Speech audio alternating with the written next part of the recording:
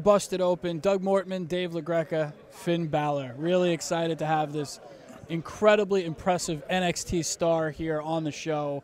A little bit of a losing streak, however. Owens, Itami, no WrestleMania moment for you this year. Talk about your feelings right now as you are rising up the ladder, but kind of hit a bit of a losing streak here. Well, I wouldn't really say it's a streak, you know. It's two big matches, obviously. Two big matches came out to lose an end, but you know, obviously I'm delighted for Hideo. He's a very close friend of mine. Him getting his WrestleMania moment this year, you know, I'm absolutely delighted for him. But you know, 12 months is a short time, and WrestleMania 32 is only a year away, so that's what I'm aiming for. We just spoke to Paul Heyman, Yep. and he had something really interesting to say because we're talking about the future and we're talking about NXT. And he said that if the main roster today walked away and you had to fill out WrestleMania 31 with the superstars of NXT, that there would obviously be some resistance because, you know, you bought into the storylines. But as a show, people would love it and they would be excited for WrestleMania 32. Do you agree? Absolutely. You know, a lot of people keep asking me about the main roster and when's your call up to the main roster coming. But for a lot of us at NXT, we believe that NXT is the main roster. You know, we feel like we're on the cusp of creating something very special, and almost it feels like a wrestling renaissance right now down in NXT. And no, I want to be part of that. I want to be like, you know, Michelangelo, painting stuff and, you know, creating art and, you know, leaving the wrestling community with something, you know, that they can attach themselves to, and, you know, leave the wrestling business in a better place in 5 years' time. You are a bit of a Michelangelo as far as what we see. These entrances of yours for the special events, not just the body paint, but how you're able to, it almost is like you're becoming a part of your theme song, a part of the crowd. Like the energy seems to vibe through your body. Talk about you on a special event and what we see from you before the match even starts. Well, obviously a lot of work has gone into those entrances. I cannot take all the credit for that myself.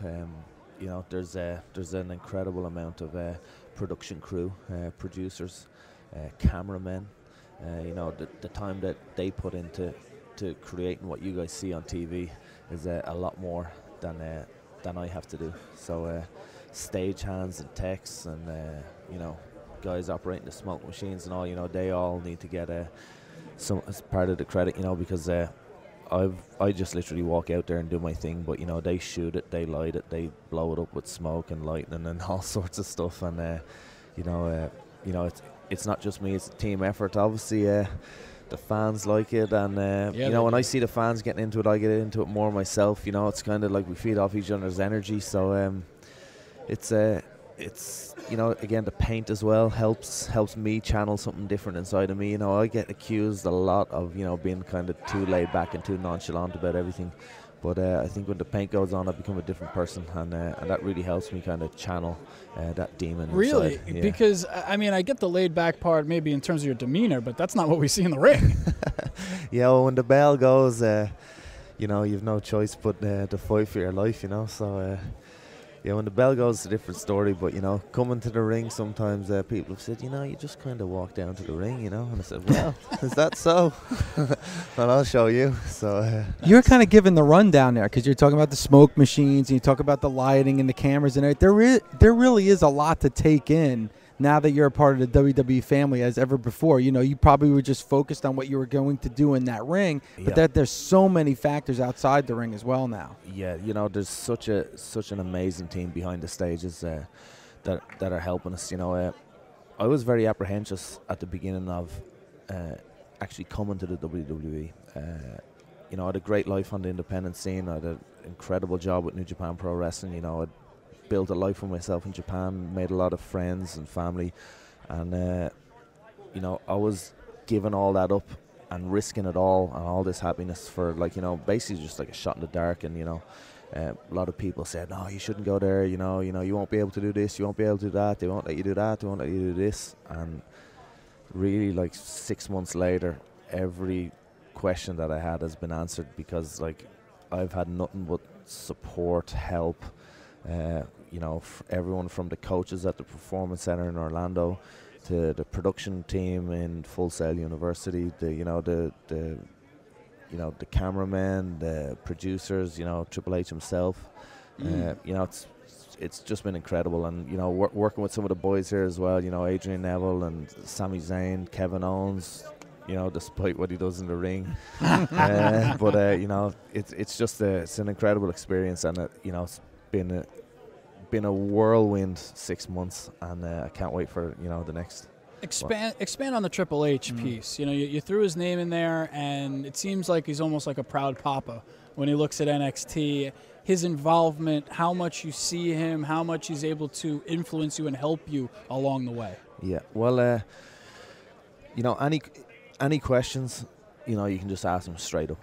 He might, he once said to me, if you have any ideas, anything at all, just tell me. 100 of them might be stupid, but one of them might be worth it. And I said, okay, well, I think he was sorry because I had some wacky ideas that I was pitching, and he was kind of, turning his head, going, "Is this guy for real?"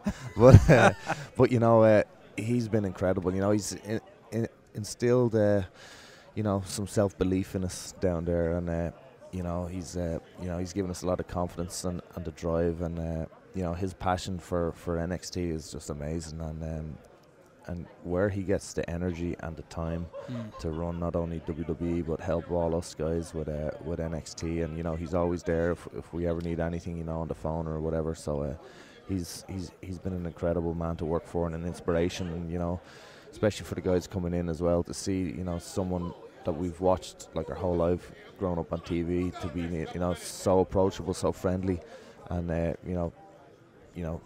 just has such great ideas, and that makes so much sense. Having him running the show is it's amazing. You talked about the main roster before, and I know you've been bombarded with questions about when you think that move's going to happen, but I'm going to stick with NXT. Is there like an us against them mentality with NXT? When you put on your shows, are you like, hey, let's show them what we can do, and maybe even, hey, we're a little bit better than that main roster? Not necessarily an us against them. It's basically, it's us, and this is us. We don't care about anyone else. We don't care what's happening on SmackDown. We don't care what's happening on Raw. We only care about us, and we're trying to be the best that we can be. And people seem to like it, and hopefully we can continue to grow. Obviously, NXT was set up as like this developmental brand to develop wrestlers for the main roster, but it's evolved into a brand of its own. It's something that can stand by itself. We've proven that. We've traveled to Ohio. We were in Columbus and Cleveland. We're here in San Jose tonight. 4,500 tickets sold out in less than 2 hours. Wow. So that's great. I'm looking to the future. I'm looking to grow. I'm looking, I want NXT to be, touring, state to state, internationally, doing tours of Europe, and I want to be part of NXT. Yeah, and I'll take you to the past for a bit, because I would be remiss if I didn't mention guys like Karl Anderson, Luke Gallows, folks that we've had on our show, and the stuff that they say about you, like Anderson. His praise was, and it's not just what you guys did with Bullet Club, but also, your entire career, and just looking at you as a peer and saying, this guy, like, you haven't even seen what he's capable of. So you got to feel good about your pals from the past as they look to your future and have such incredible praise for you. Yeah, Karl Anderson's one of my best friends in the whole world, and seeing what he's doing now in New Japan is incredible.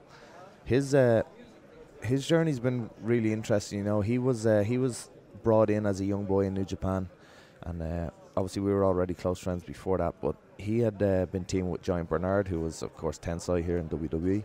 And when Tensai left, like, a lot of people kind of questioned what was going to happen with Karl Anderson, and will he stick around? What will they do with him? And Giant Bernard leaving was the best thing that could have happened to Karl Anderson. He stepped up to the plate and knocked it out the park, and then a lot of people kind of questioned that when I left, what's going to happen with Bullet Club, what's going to happen with the whole thing there. They're as popular as ever now. They're more popular than ever, and he stepped up to the plate again, took the bull by the horns. He'll continue to do that. I think pound for pound, like all around, he's probably one of the best performers on the planet. He's got it all, and I'm not just saying that because he's my friend. I actually believed that like long before I even met him. I'd seen him on a show in Nashville, NWA convention show way back, like I want to say like 10 years ago, and I said, who is that guy? Like, he is amazing, and he's a credit to himself and the hard work he's done, and hopefully someday maybe I'll get to see him here in WWE. That'd be a real dream for me. And for you to be on the WrestleMania cards, let's say next year at WrestleMania 32, that's an easy transition for you because you've seen crowds near that capacity when you were in New Japan. Yeah, I was involved in Wrestle Kingdom many times. That was like 40,000 people. But, WrestleMania is something different. The whole world's watching. It's something you've watched your whole life growing up on TV, and it's there's something special regardless of how many people are in the crowd or on TV. There's something with that WrestleMania name. That's WrestleMania. It's almost like it's bigger than the name. It's bigger than the attendance. It's almost like it's the amount of work that's gone in to get you to that one match.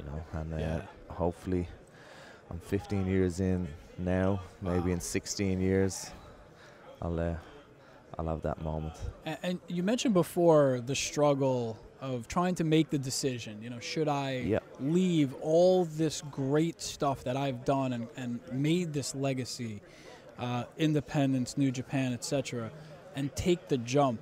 And you mentioned TV and watching.